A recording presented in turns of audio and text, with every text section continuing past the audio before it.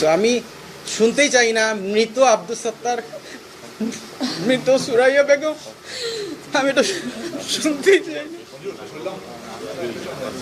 আমাদের বাবা মা এবং আমাদের পরিবারের ছোট্ট গৃহকর্মী মেয়েটির পূর্ণ ছবি দয়া করে সংবাদ, অনলাইন পোর্টাল, ফেসবুক বা অন্য কোনো সামাজিক যোগাযোগ মাধ্যমে প্রকাশ বা প্রচার করবেন না, দয়া করে।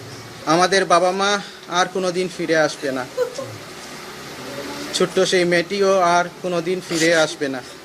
কিন্তু তাদের হত্যার বিচার হলে অন্তত আমরা মনে করতে পারবো এই দেশের আইন ও বিচার ব্যবস্থার আমাদের পাশে দাঁড়িয়েছে। আজ আমরা 4 ভাই বোন, আমি আরিফ ইফতেখার, বড় বোন তাহমিনা সত্তার এনি, সেলিনা সুলতানা শিকা আমার মেজ বোন, এবং তারানা সুলতানা শিমু আমার ছোট বোন, এবং আমার বড় বোনের হাজব্যান্ড জাহিদ, এবং আমাদের পুরো পরিবার অত্যন্ত ভারাক্রান্ত হৃদয়ে আপনাদের সামনে উপস্থিত হয়েছি। আমরা 4 জনই প্রবাসে বসবাস করি, কিন্তু আমাদের জন্মভূমি, আমাদের শিকড় এবং সবচেয়ে আপন মানুষগুলো ছিলেন সিলেটেই।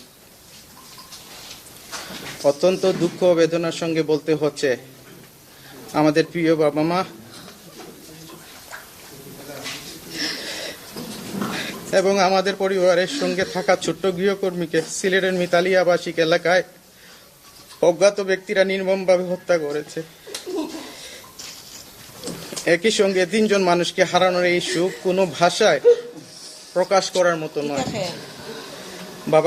বাবা মাকে হারানোর কষ্ট যেমন আমাদের সারা জীবন বয়ে বেড়াতে হবে, তেমনি আমাদের ঘরের ছোট্ট গৃহকর্মী মেয়েটির মর্মান্তিক মৃত্যু আমাদের হৃদয় গভীরে ক্ষত তৈরি করেছে। এই ঘটনার পর আমরা 4 সন্তান মানসিকভাবে ভেঙে পড়েছি। তারপরেও আমরা বিশ্বাস করি দেশে আইন আছে, প্রশাসন আছে, আইন শৃঙ্খলা রক্ষা বাহিনী আছে এবং ন্যায় বিচার প্রতিষ্ঠার জন্য রাষ্ট্রের দায়িত্বশীল প্রতিষ্ঠানগুলো কাজ করছে। আমাদের পরিবারের পক্ষ থেকে ইতিমধ্যে এই হত্যাকাণ্ডের ঘটনায় মামলা করা হয়েছে। আমরা আইন শৃঙ্খলা রক্ষাকারী বাহিনীর প্রতি পূর্ণ আস্থা রাখতে চাই। আমাদের একটাই দাবি, এই 3 হত্যাকাণ্ডের প্রকৃত রহস্য উদ্ঘাটন করা হোক। যারা এই নির্মম হত্যাকাণ্ডের সঙ্গে জড়িত, তদন্তের মাধ্যমে তাদের প্রত্যেককে শনাক্ত করে দ্রুত গ্রেফতার করা হোক।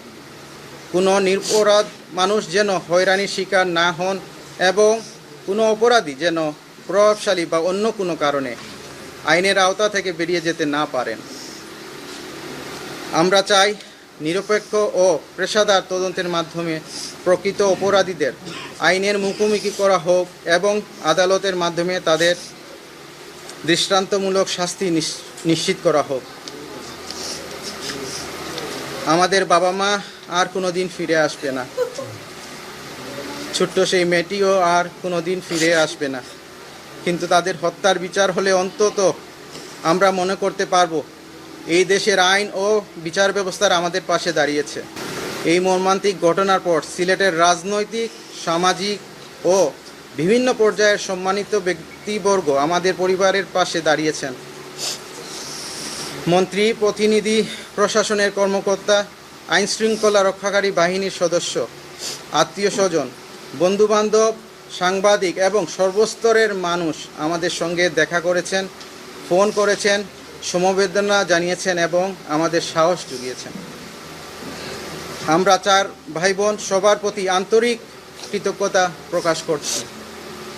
বিশেষ করে যারা আমাদের এই কঠিন সময়ে পাশে দাঁড়িয়েছেন, আমাদের পরিবারের জন্য দোয়া করেছেন এবং হত্যাকাণ্ডের সুষ্ঠু তদন্ত এবং বিচারের দাবি জানিয়েছেন, তাদের প্রতি আমরা চিরকৃতজ্ঞ। সাংবাদিক ভাই বোনদের প্রতিও আমার বিশেষভাবে দুঃখিত। সাংবাদিক ভাই বোনদের প্রতি আমরা বিশেষভাবে কৃতজ্ঞ। আপনারা এই হত্যাকাণ্ডের খবর গুরুত্বের সঙ্গে তুলে ধরেছেন এবং ন্যায় বিচারের দাবি জনসম্মুখে তুলে ধরেছেন। আমরা আশা করি আপনারা ভবিষ্যতেও সত্য ও ন্যায়ের পক্ষ থেকে এই ঘটনার তদন্ত ও বিচার প্রক্রিয়া সম্পর্কে জনগণকে অবহিত করবেন। আজ আমরা কারো বিরুদ্ধে ব্যক্তিগত অভিযোগ বা প্রতিহিংসার কথা বলতে আসিনি। আমরা শুধু চাই সত্য বেরিয়ে আসুক, প্রকৃত অপরাধীরা ধরা পড়ুক এবং আইনের মাধ্যমে তাদের বিচার হোক। আমরা শুধু রাষ্ট্রের কাছে, প্রশাসনের কাছে এবং আইন শৃঙ্খলা রক্ষাকারী বাহিনীর কাছে বিনীত এবং কৃতজ্ঞ কিন্তু জোরালো দাবি জানাচ্ছি।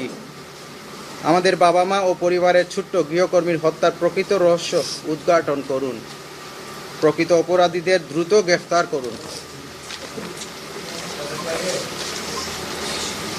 তদন্ত নিরপেক্ষ ও স্বচ্ছ রাখুন এবং আইনের সর্বোচ্চ পর্যায়ে তাদের দৃষ্টান্তমূলক শাস্তি নিশ্চিত করুন।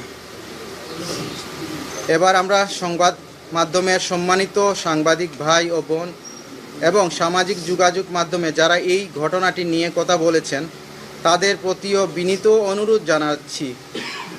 আমাদের বাবা মা এবং আমাদের পরিবারের ছোট্ট গৃহকর্মী মেয়েটির পূর্ণ ছবি দয়া করে সংবাদ, অনলাইন পোর্টাল, ফেসবুক বা অন্য কোনো সামাজিক যোগাযোগ মাধ্যমে প্রকাশ বা প্রচার করবেন না, দয়া করে। আমাদের পরিবারের জন্য এটি অত্যন্ত স্পর্শকাতর ও বেদনাদায়ক বিষয়। পরিবারের সদস্যদের মানসিক কষ্টের কথা বিবেচনা করে আমরা সবাইকে এই অনুরোধটি রাখার জন্য বিনীতভাবে আহ্বান জানাচ্ছি। আমরা বিশ্বাস করি মানবিকতা ও সংবেদনশীলতার জায়গা থেকে আপনারা আমাদের এই অনুরোধটি অবশ্যই বিবেচনা করবেন। সবশেষে আমাদের পরিবারের নিহত 3 জনের আত্মার শান্তির জন্য সবাই দোয়া করবেন। একই সঙ্গে আমরা আইন শৃঙ্খলা রক্ষাকারী বাহিনী ও তদন্ত সংশ্লিষ্ট কর্মকর্তাদের অনুরোধ করছি এই মামলাটিকে সর্বোচ্চ গুরুত্ব দিয়ে দ্রুত ও সুষ্ঠু তদন্ত সম্পূর্ণ করুন। আমরা বিশ্বাস করি সত্য কখনো চাপা থাকে না, সময় লাগতে পারে, কিন্তু সত্য একদিন প্রকাশিত হবেই। সবাইকে আন্তরিক ধন্যবাদ। আসসালামু আলাইকুম। প্রথমে বলবো আমরা মানসিকভাবে আপনাদের আমরা অসুস্থ। আমি তো ঠিকই আছি, কিন্তু আমার 3 বোন অসুস্থ অলরেডি। ওদের কোনো আর তদন্তের ব্যাপারে বলবো যে আমরা তো জোরালোভাবে বলতেছি সুষ্ঠু বিচার হোক, সুষ্ঠু তদন্ত হোক। এখন পুলিশ প্রশাসন যা করবে বা কোনো রিপোর্ট আসবে, এটা অবশ্যই আপডেট আপনারা পাবেন। আমরা সবাই যদি এই আপডেটে স্যাটিসফাই না হই তাহলে অবশ্যই আমরা সবাই এটা দাবি করব যে এটাতে আপার লেভেল কোনো সিআইডি বা অন্য কোনো ডিপার্টমেন্টকে যেন ট্রান্সফার করা হয়। তদন্ত শুধু শুরু হয়েছে এখনো পর্যন্ত। আসলে আপনাদের সত্যি কথা বলি, এখনো পর্যন্ত আমি আমার মায়ের, বাবার কি হয়েছে ফুটেজ তো দূরে থাক, এটা তো এমনি কোনো নিউজ বা অন্য কিছু আমি শুনতেই চাই না। মৃত আব্দুল সত্তার, মৃত সুরাইয়া বেগম, আমি তো শুনতেই চাই না। ওকে, ঠিক আছে, তাহলে আপনারা অনুমতি দিলে তারা মানসিকভাবে খুবই বিপর্যস্ত তারা।